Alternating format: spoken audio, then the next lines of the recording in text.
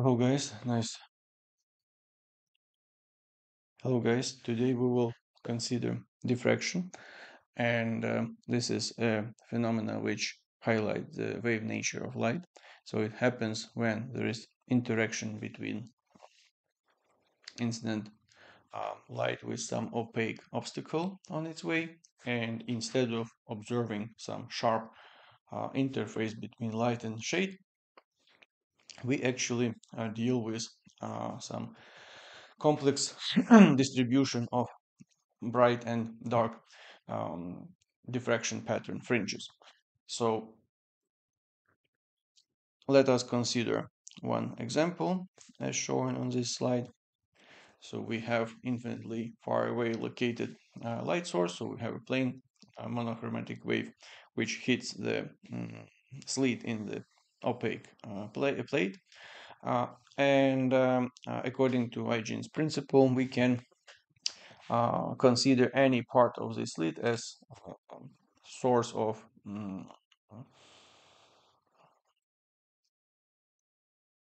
like point source of monochromatic light. So in this case, we can consider, for instance, like 5 point sources and 5 rays associated with these point sources, as shown on the figure. So if we divide this slit in half, so we have the width of slit A, and half of the slit will be A over 2. Then we consider rays 1, 3, and 5.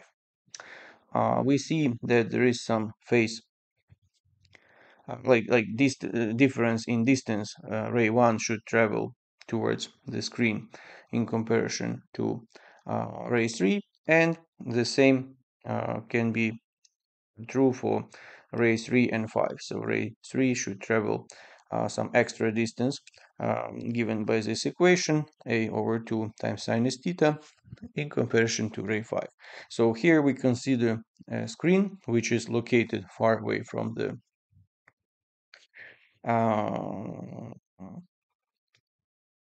slit, so-called Fraunhofer diffraction. So if we uh, choose the width of the slit and divide it in half in that way that this difference which ray 1 and ray 3 are traveling towards the screen is equal to half of wavelengths, that will correspond to phase shift of 180 degrees. And as you already know, that's the condition for so-called destructive interference. So as a result of this mm, interactions between the considered rays, we will observe on the screen this light distribution. So at 0 angle, we have bright central maximum, and then we will have subsequent alternating dark and bright fringes of diffraction of light, which happens on this slit. So let us write down the condition for the minimum, the diffraction minimum.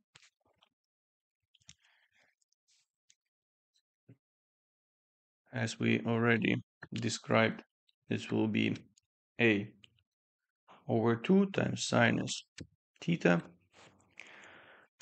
equal to plus minus lambda over 2. So from here we can write that angle position of the diffraction minimum should be equal to plus minus lambda over A. So lambda is the wavelength, A is the width of the slit over which the diffraction is happening. So dividing the slit in 4 parts, so previously we divided in 2 parts. Divided the slit in 4 parts will give us the condition for dark diffraction fringe, the following. It will be sinus theta equal to plus minus 2 lambda over A. So in general, we can write that sinus theta dark for diffraction pattern will be equal to m times lambda over A. So this is true when m is equal to plus minus 1, plus minus 2, and so on. So m cannot be equal to 0 because for this case we have the diffraction maximum, the main fringe. So we have now the conditions for the position of dark fringes of diffraction pattern. However, it's also important to know the light intensity distribution within the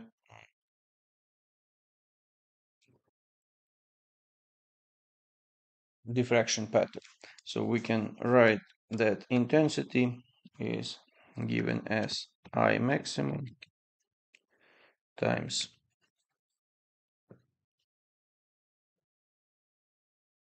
sinus pi times A times sinus theta over lambda. And here in the denominator we have pi times A sinus theta over lambda. So this is the expression which gives us the distribution of light intensity in diffraction pattern. And I maximum is actually light intensity at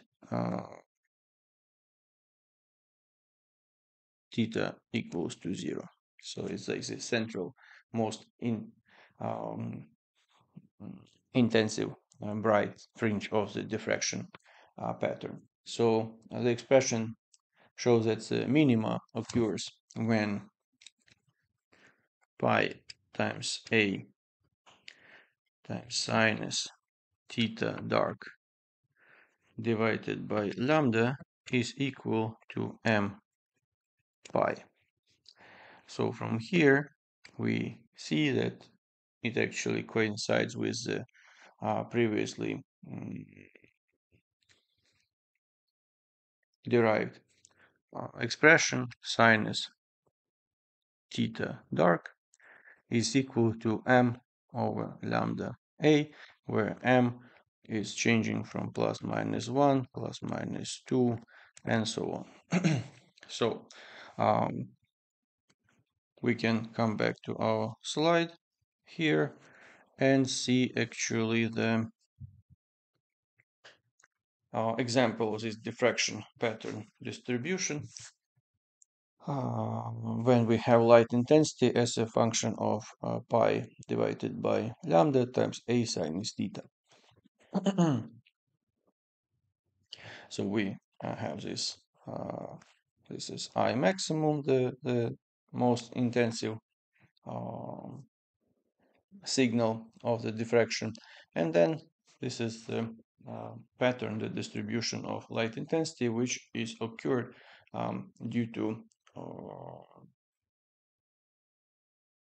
diffraction at this single slit.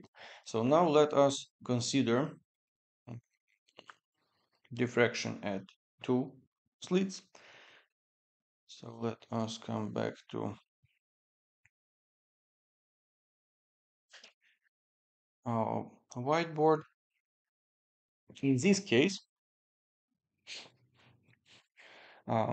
we need to things become more complicated because when more than one slit is present, we must consider not only diffraction patterns due to individual slits, but also the interference pattern due to the waves coming out from different slits.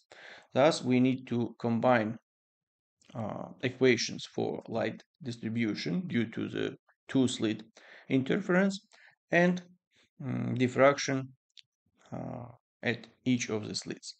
So in this case, distribution of light intensity will be a bit more complicated. So it will be I maximum times cosine square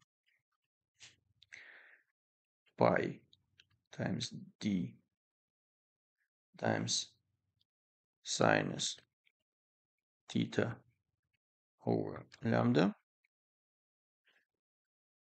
Then we have another term which will be sinus pi times a sinus theta over lambda divided by pi times a times sinus theta over lambda, and this in second power. So here we have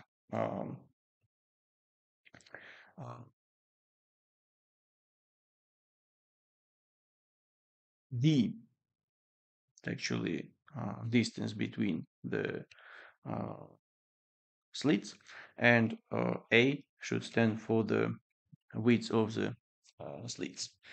So let us check if we have some slide for this purpose. Yes.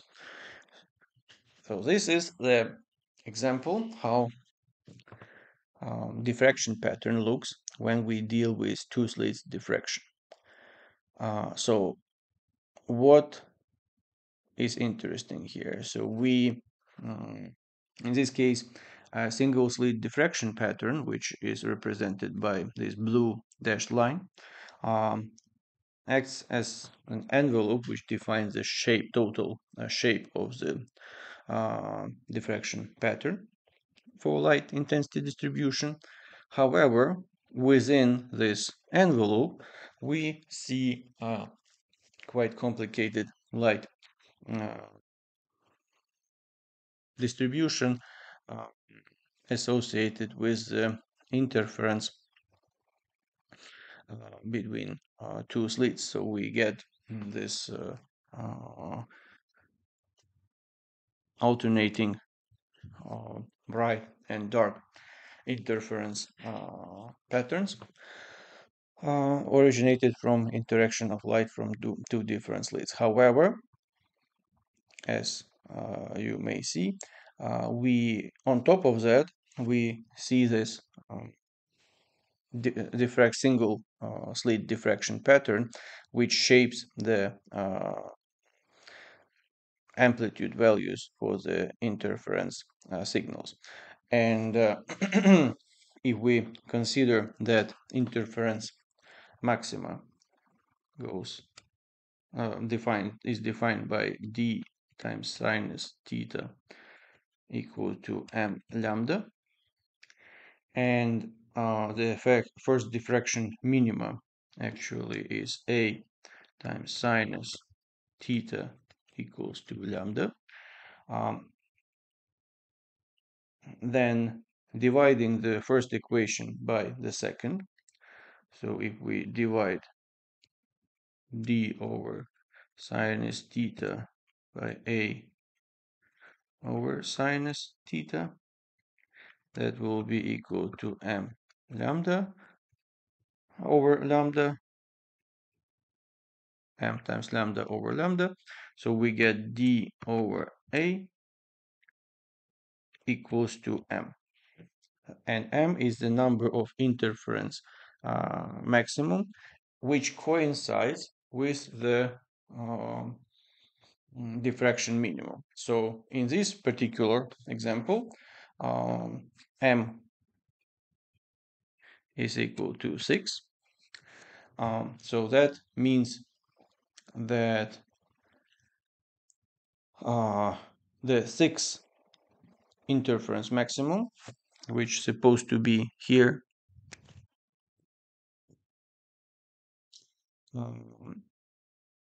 coincides with the minimum of diffraction. So, and that is important because instead of having the interference maximum, we actually have zero. We have dark fringe because this at this angle position, the light intensity is limited by the condition of diffraction minimum. While if we have only interference at two slits, we would deal with some interference maximum. So let us come back to the whiteboard, and we have a chance now to discuss a little bit about the resolution of a single slit and circular aperture. So the ability of optical system to distinguish between closely spaced objects in limited is actually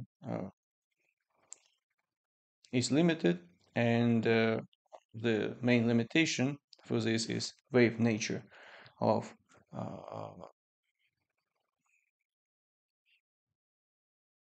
light, and to be more specific, actually diffraction of light at this slit or circular aperture.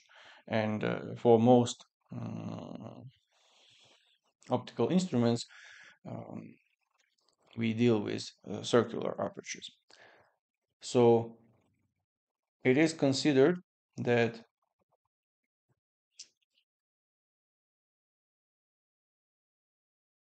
we deal with like two point sources of light. Then, because of diffraction pattern, it is possible to distinguish between two like images of two light sources, like objects, when the central maximum of the image falls on the first minimum of another image. So if we consider image of the first object, then the central maximum of the image should fall in the first minimum of the another image. So in this case, that's a like extreme case when two objects just can be resolved. So when we have something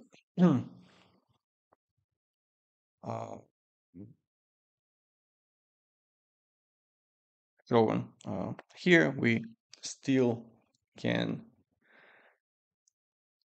partially resolve this object on the image that like two objects, but it already becomes quite difficult because if we put them a little bit further apart, then we clearly see that there are two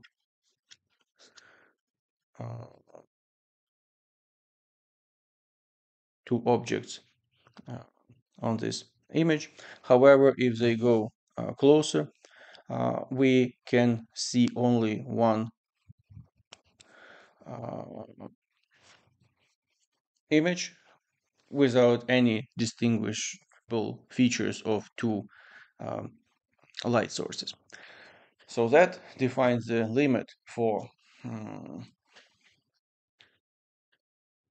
resolution of optical instruments. And let us come back to the whiteboard. So we know that the first minimum in a single slit diffraction occurs at sinus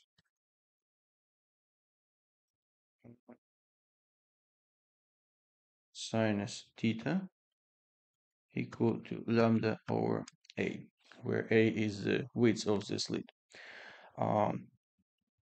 So taking into account that for many optical instruments the size of the aperture is much larger than the wavelengths, theta will be quite small. So we can write that sinus theta, this minimum, will be equal to theta minimum.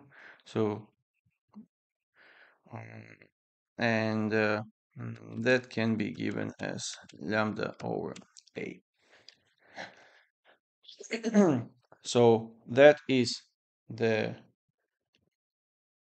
limiting angle of resolution of an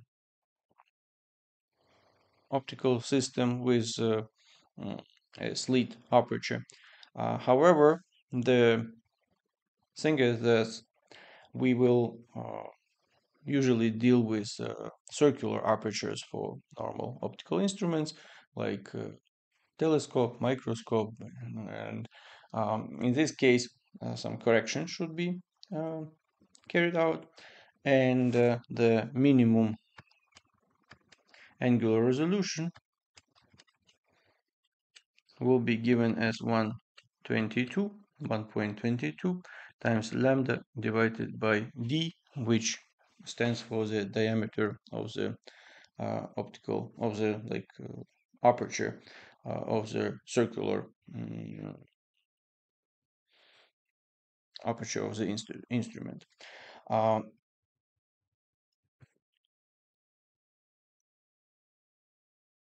So this condition defines the angular resolution, and obviously, if let us come back to the PowerPoint presentation. So this angle theta is angular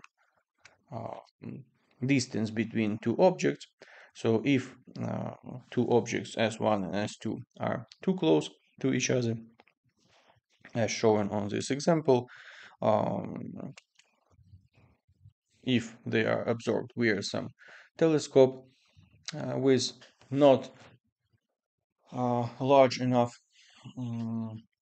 aperture, then this instrument will not be able to show us an image which distinguishes between these two objects. They will merge in one diffraction pattern, and obviously then such observation cannot provide information about the structure of the object under observation.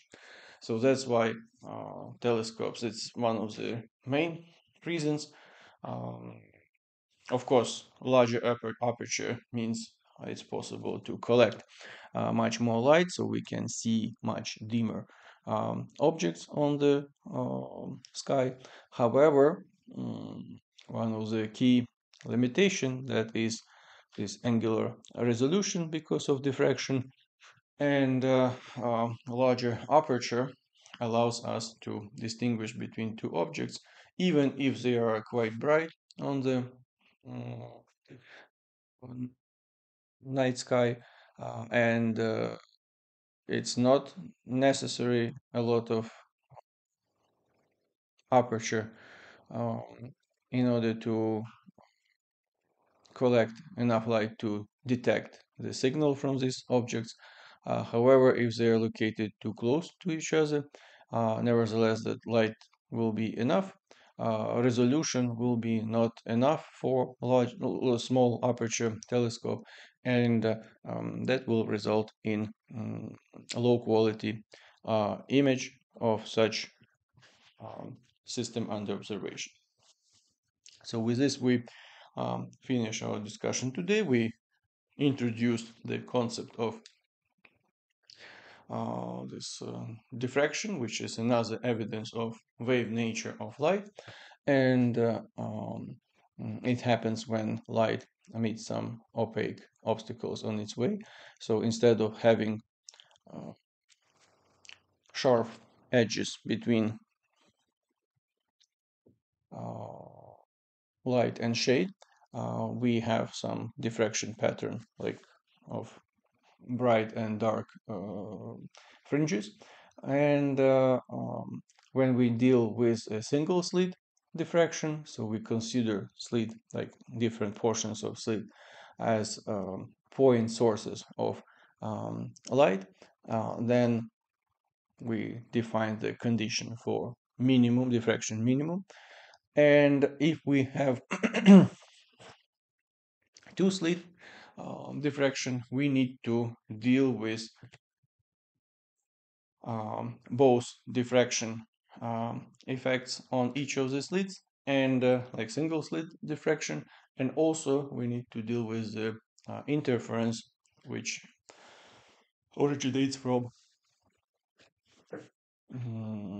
interference between light which comes from different slits. So we have two slit interference and one slit diffraction. So in this case, we have interference maximum and minimum associated to two slit diffraction interference, and then the actually the amplitude values of this interference maxima, they are curved, like shaped by so-called envelope of single slit diffraction, and it happens actually for different angular positions that instead of having interference maximum, when it coincides with the destructive uh,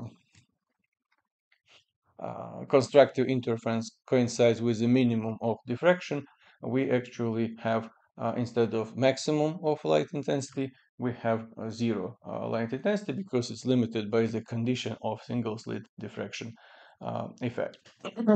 So if we observe in optical instruments two points like light sources which are located close to each other, so the angular distance between them is very close, then the optical instrument with not enough large aperture will reveal them as just single diffraction pattern. So this is the main limiting factor of resolution of optical systems. And we have shown this condition which defines the optical resolution for circular aperture. So we have theta minimum, which can be observed in this optical instrument is given as 1.22 lambda divided by d, which lambda stands for the wavelength and d stands for the diameter of the circular aperture of the optical instrument. So obviously, if we want to increase our angular resolution of an optical system, we need either so that means increase optical resolution, decrease this value of theta minimum. So we either want to decrease the wavelengths to go like to shorter wavelengths, or increase the diameter of the instrument. That's why telescopes, besides this need for collecting more light, it is critically important for resolving like very closely located objects, or like fine structure of some distributed objects. It is critically important to get higher resolution, means larger aperture. Okay, with this we finish our discussion for today, and we will continue our discussion of diffraction next lecture, when we introduce the concept of diffraction grating. It's quite useful instrument in optics and spectrophotometry, which allows to split white light in the spectrum with very high resolution and study the spectral composition of different light sources. So that will be our next topic. Thank you for your attention and see you next time.